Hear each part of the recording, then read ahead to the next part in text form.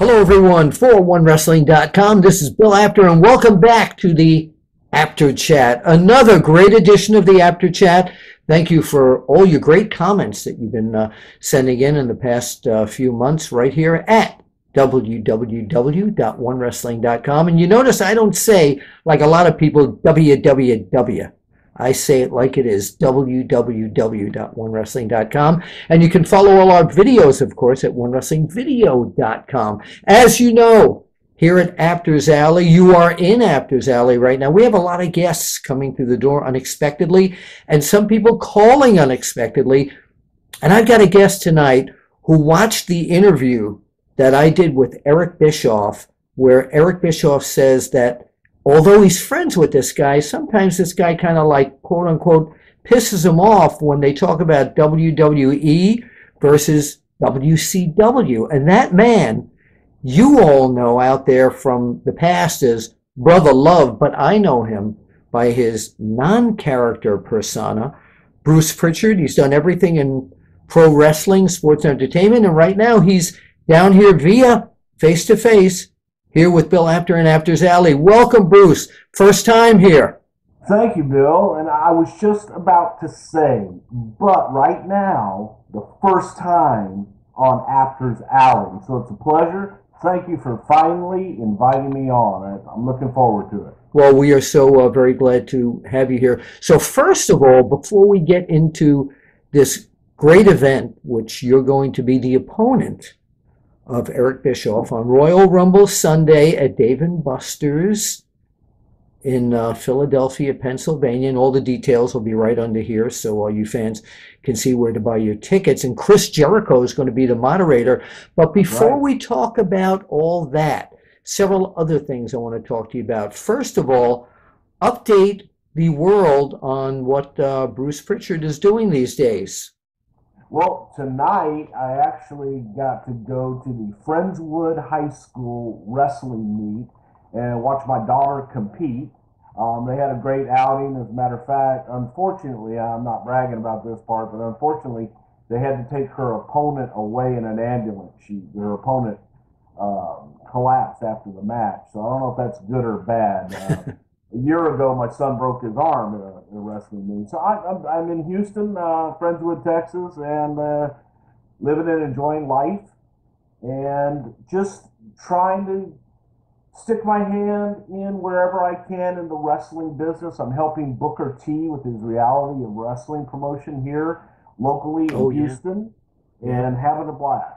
And by the way, Booker T and Stevie Ray are going to be reuniting as Harlem Heat after being apart in the ring for many, many years. What's your reaction to that? Well, my first reaction was, really? But it's a really good thing for the promotion. There's a lot of young, aggressive, hungry talent.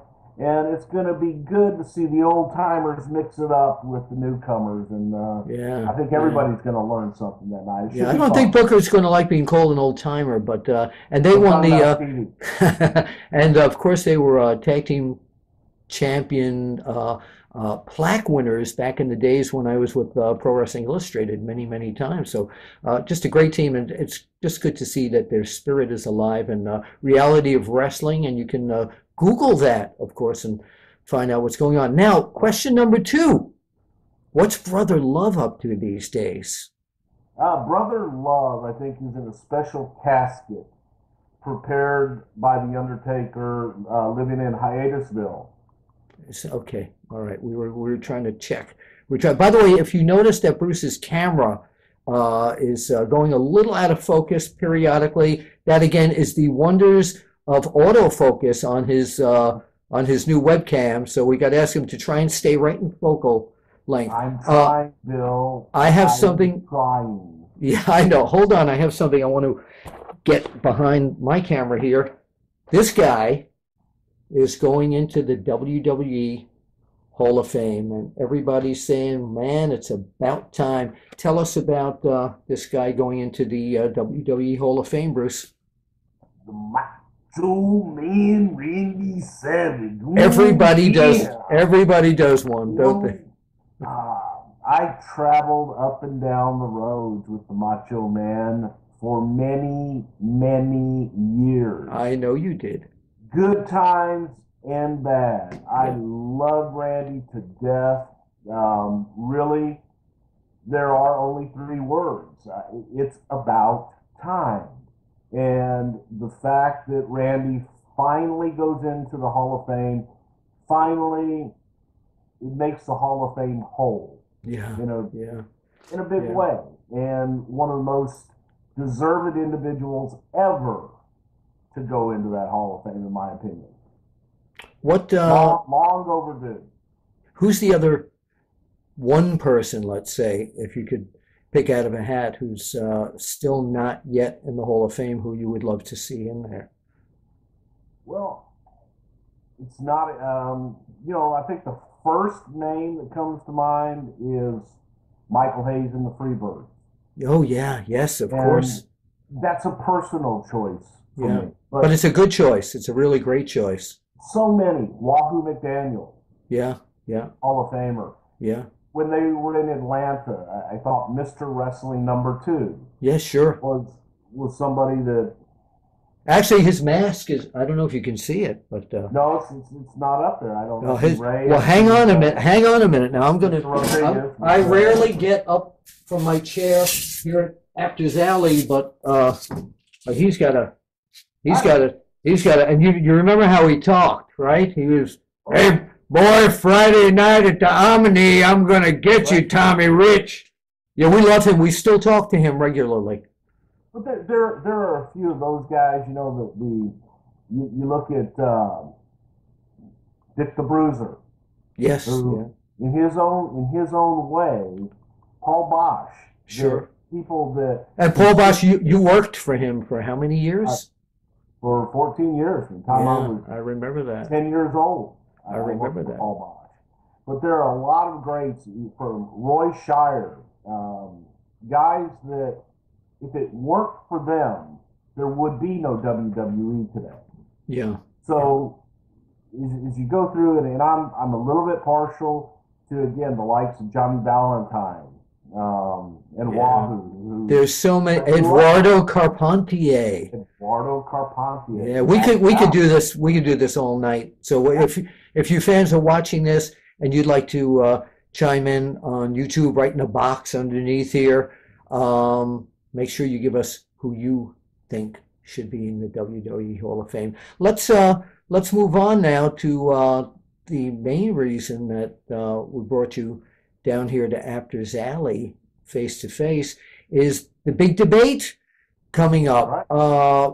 RF Video is producing this, and in association with you and Eric Bischoff and Chris Jericho, the moderator. Let's first talk about Chris Jericho being the moderator of this. Right. What element does he bring to the table?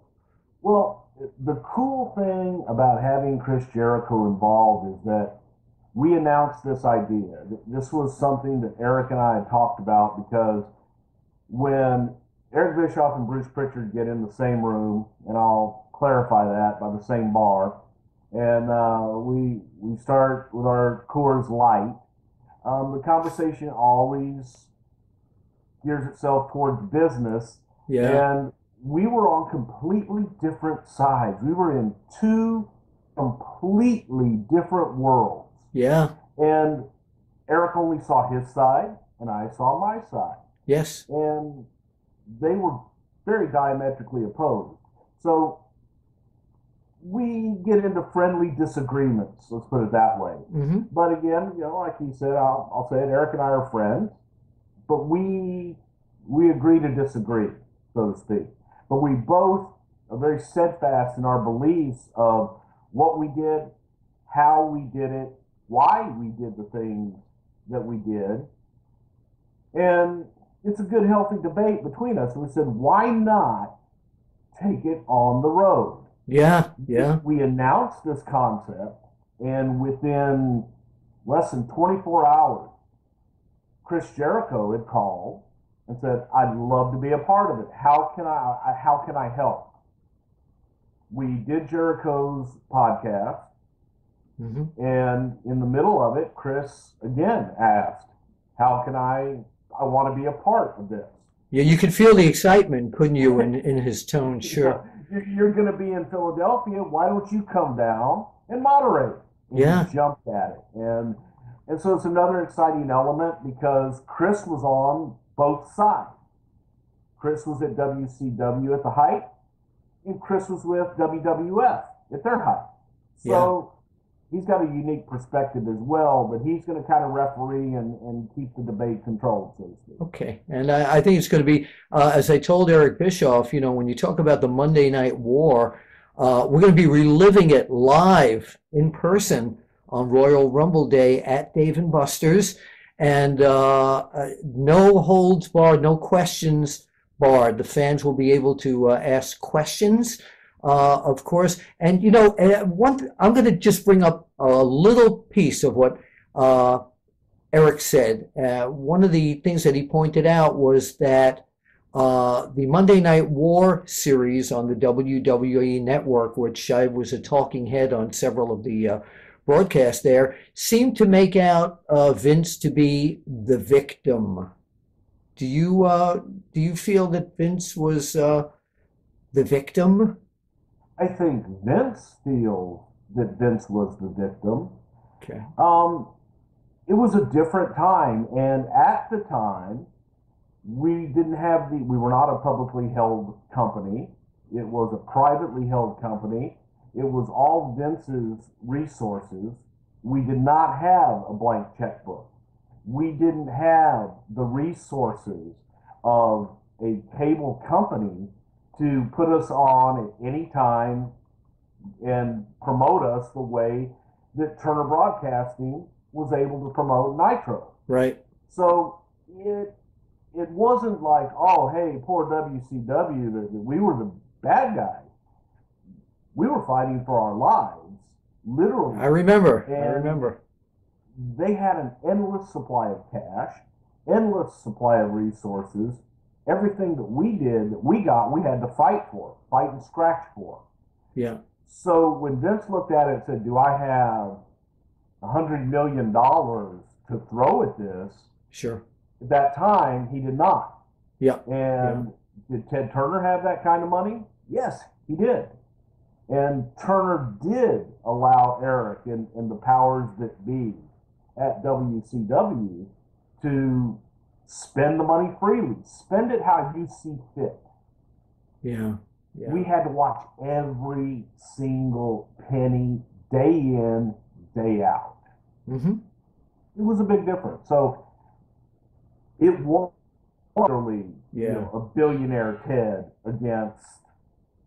It's going to be yeah. Well, it's going to be this kind of compelling issues that are, and as you know, Eric Bischoff can be when he wants to make a point, he wants to make a point. Opinionated, bullheaded. Yeah. Okay. All right. Which I kind of chuckle when Eric says, well, it pisses him off when I give my side of things because it's different than Eric's. Right. I can't wait. I can't wait to be there. I can't wait to see this, Bruce. Before we let you go, I don't want to give too much away this because I want people to come and see this live. I mean, it's just going to be absolutely amazing. So before we go, there are two things I always have our guests do. Well, one thing actually, but we'll do this after. We're going to ask you the first thing, just to take your index finger and point it to the camera. And we always say, we'll see you at the matches. And we usually end the after chat there. But rather than that, I'd like you to look out, if you wouldn't mind, at the camera and just tell everyone, if you could bring Brother Love back for a second and tell them how much you love them. He's over there. I love you. I love it. We'll see you at the great debate. As Freddie Miller used to say, and I told this to Eric Bischoff, be